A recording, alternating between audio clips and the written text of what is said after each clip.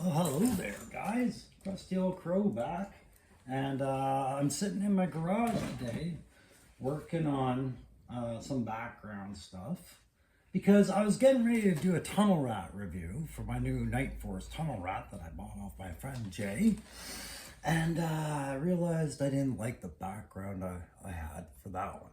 Now, I could just go use one of those nifty little photo backgrounds that I bought a while ago and seem to have forgotten about, which I haven't. Or I could use one of the new backdrops I've been doing, but those are all sunny day things. And, you know, we're talking about tunnel rat here. Tunnel rat, keywords, tunnels. Rats, you think tunnels, sewers, things like that. And the Night Force one, well, just kind of demands it. So I've been doing a few things about backgrounds today while watching some live that I missed the other night with Aaron the toy enhancer. And one of the things I realized I had to get on was that background that I've been sitting on for quite a while that would be perfect for tunnel rat. And it's not one that I made, which you guys know I've been working on the checkpoint as well for my in-state stuff. But it's one I'm going to highly recommend if you guys are amateur conversions or looking for something cheap and fun to work on in the background. It's not this van, I'll tell you that. This van is a separate issue entirely. I'm just having some fun with rust effects right now, and I'll show you that as I do this. No, it's the turtle layer, guys. Go to a local thrift store. Take yourself all the way to the back row where all the beat up, turned in kids' toys are turned in. All those incomplete, not even worth garage sales, it seems to get there. Playsets of all sorts, preschool to Lego to Tinker Toys to Ninja Turtle vehicles and playground sets, or play sets, I should say. All sorts of toys there. And yeah, they're all beat up, and no, you're not going to find, well, I shouldn't say you're not going to find any huge treasures in these places. I have found very, very rare collectible things in places like that. But you shouldn't ever do that with the expectation or you'll go down a rabbit hole. Go there as a conversion figure guy or toy guy, and you'll always be satisfied. So that's where I got this nifty little V-dub style looking van that you see me working on, and I am just trying to dry brush her to death, right? And I said this was going to be rock and roll, CoverGirl and Clutch's like little maintenance project that they were working on. So I'm trying to get this thing nice and beat up. So you see me doing some rust effects right now. I've got 3 different rust paints on the go here, guys, and I'm just going to bring the camera down across from you for the rest of that. So hang on, look away. Ooh, we're traveling. All right, so one of the all the rust effects are from back when I was doing other model stuff. I should say, like 1/32, 1/48 kind of stuff, and Warhammer 40K. And I did have an airbrush going at the time for some of it for the train. But when my airbrush went down, I realized I was in no hurry to get it back up and going again, just because I really find hand brush painting very relaxing and very rewarding when it's done for the right projects, right? And applying rust and weathering is one of those projects that I really enjoy, just because it's got no set pattern to it, but it's like I look at rust a lot like I look at mold or spores or and things like that, a viral thing like that affects a tree. It roots and it spreads, right? And rust, you know, it'll target an area and then it'll spread from that area if it left unattended. So the way I saw this van going is, you know, they've pieced it together from other parts. That's why you have the mismatched door. And yeah, the rust is really standing out against that paint. But what'll happen is once I fade it with the weathering and a bit of a wash, that rust will blend in. So what you see me doing is I'm applying different levels of rust. I have a dark rust, a medium rust, and a light rust. And as I do each, I'll actually just smudge them around with my finger after they've set for a bit. so I can kind of get it to wear away a little bit. Now the light's capturing the fact that it's paint, but you can see I've worn it away a little bit. So I'm gonna keep just, you know, just little dabs like that, and then I'll just run my finger across and let it fade in like this, you know, and I'll try and do one right in my camera. Where do I want this one? I'll put it down in this corner. So you can see I've got a darker set rust down in this back corner fender here. So what I'll do is I'll just, I'll get a bit of the lighter rust on there. I'll wipe it a bit off my brush, and I'm just gonna dab some on there. Now, because it's a lighter rust, I'm gonna move it just to the outskirts a bit. With the deeper rust setting in, because I'm gonna layer that darker rust over it again. But just a little bit of light rust here and there. And then I'll just take my finger. And yeah, that's about right. You know, and I'll layer those rusts in. And like I said, after I'm done this, I'll do a wash, right? So why am I talking about a tunnel rat backdrop and then showing you this van? Because this van was an afterthought as I was working on the turtle layer. It needed the rust, and I had been doing the rust effects to my dry brush turtle layer, which I'm going to pull down now. And that is going to occupy pretty much the entire table, and I'm going to have to maneuver the camera around it. But when I was looking at this thing, after I dry brushed it, I realized I had to make a video talking about this as a very affordable backdrop solution for a lot of people who want to dabble and play with learning these skills, or maybe are very experienced in doing them and just hadn't thought of it this way. So as you can see behind me, I have my my falling paintbrush. This is a good angle for me. Let's do this one. Okay, so behind me I've got two displays on the go. I'm just gonna tilt that up a little bit more, right? And this is where the camera falls, right there. Sounds good. Okay, so this one behind me is the one that I've been scratch building. However, this piece is from the turtle display. It was the top piece, right? It has a functioning manhole, which was supposed to go into a little swirly tube that I didn't like. That was the play feature.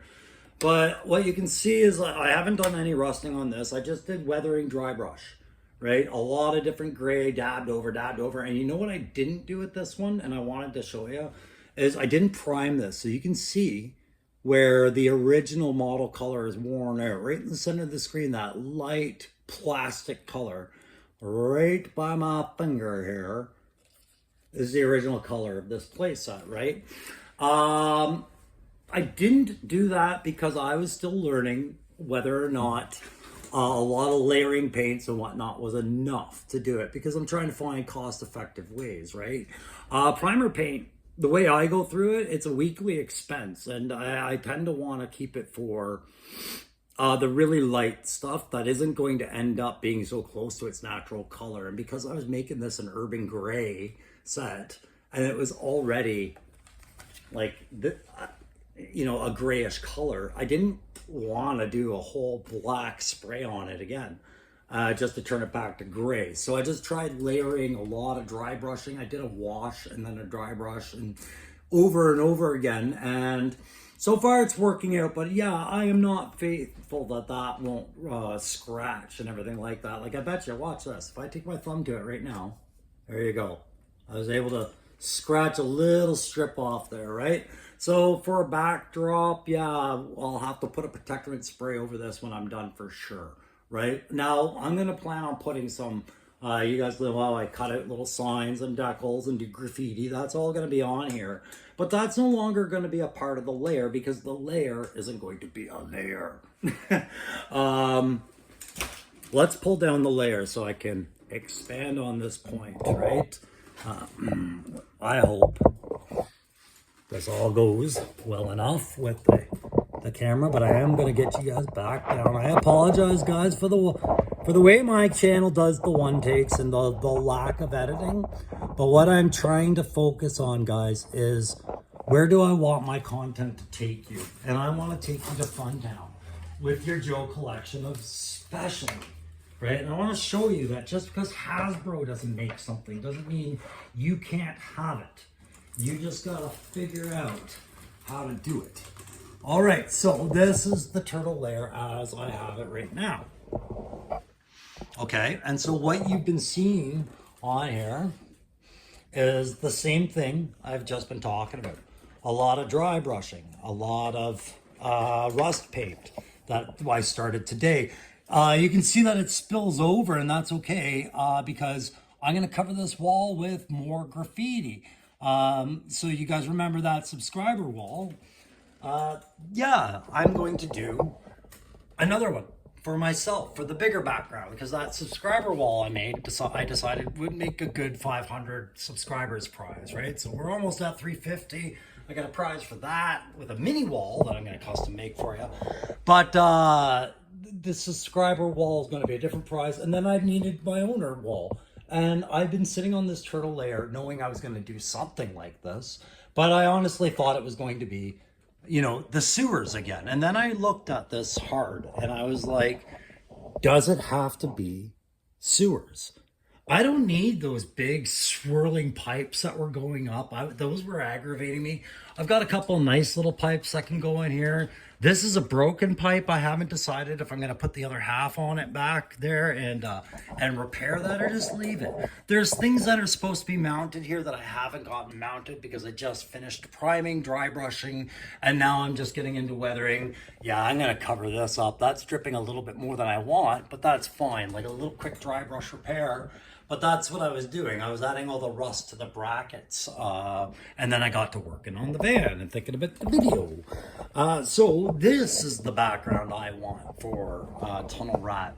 And there's a couple of things I'm theorizing right now. Like for one, I know this is a Fiona home right here. If I ever needed a home for Fiona, Crocmaster's Crocodile, that'd be ideal, right? But there's a big honking computer console that I'm going to redecal, I guess you would call it, put new images up on the screen. I've got that set aside, but this chair's got to get done up nicely. What I'm considering is actually I have just a little bit of resin left from my failed resin experiments. But I know if I pour it shallow, it'll dry nicely. So I'm going to use some hot glue and probably close off a couple of these ends. And I want to put a light layer or resin in here just to give it that wet effect, just to play with it because it's a nice, perfect plastic seal everywhere but these 2 hinge points. And because I don't want to fill it, I just want a nice little layer. I'm not overly worried about what happens over here because it'll just be the dried out area, right?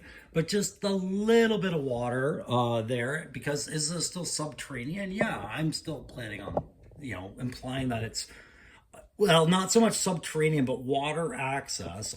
When I look at this, instead of seeing the turtle layer and an underground sewer system, what I'm actually looking at, like, yeah, this reminds me of sewer system, but all of this kind of reminds me of, remember the movie Captain America when he gets the super soldier serum and then that spy from Hydra just kind of blows the whole situation and he chases him through the streets and it all ends with that guy going down the wharf and coming across his submarine and getting in. And this really reminds me of that wharf.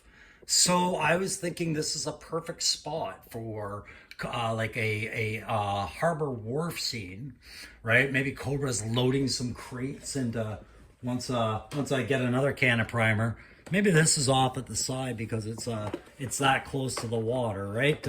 Just to put it in scale, you know, like maybe this is where they're loading said submarines, or maybe, oh, where's those jet skis? You know, maybe that's where these things come in and Night Force is doing a raid on the wharf or something, you know what I mean? Like, and it's shelf friendly. It's a very narrow piece. It's not that high. It won't accommodate every type of shelf.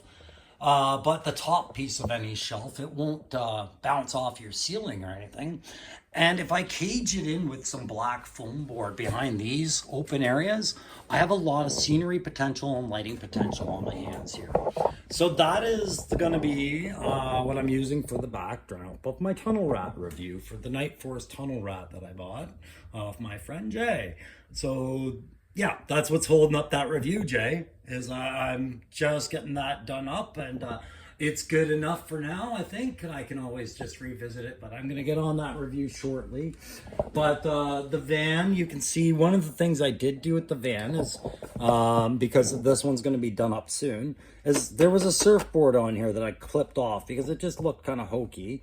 And what I want up here is a cargo rack. So I can put some crates and some kits, maybe some Joe backpacks, you know, gear.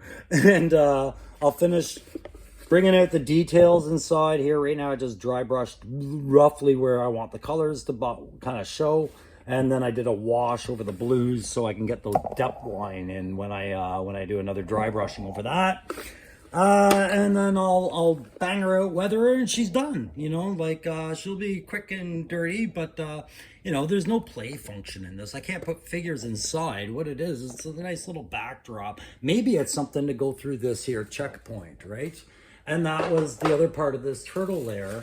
I noticed just before, and this is what happens, and Aaron knows this, sometimes the model dictates what it wants to do, right?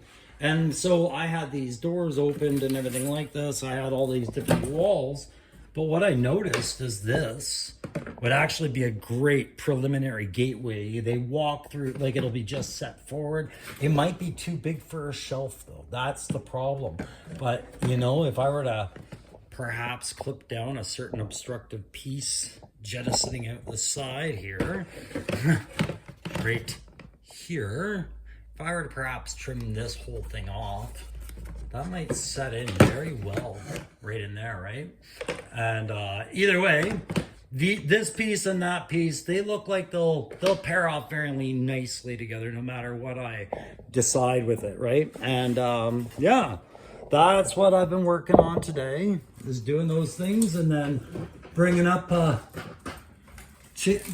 desert sand colors on the mean dogs, because I'm working on those in the background as well. You know, I've got a few small light vehicles on the way, and I'm starting on my bomb strike figure conversion, as well as a pair of assassins we might all recognize at some point.